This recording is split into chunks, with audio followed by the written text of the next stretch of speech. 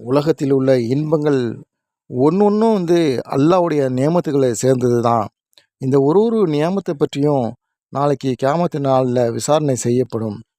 விசாரணை செய்யப்படக்கூடிய நியமத்துகளில் பெரிய செல்வமாகிய மன நிம்மதி, உடல் நலம் இதை பற்றி விசாரிக்கப்படும் என்பதாக நபி ஸல்லல்லாஹு அலைஹி வஸல்லம் அவர்கள் கூறியதாக ஒரு ஹதீஸில் இந்த கருத்துப்பட வந்திருக்குது.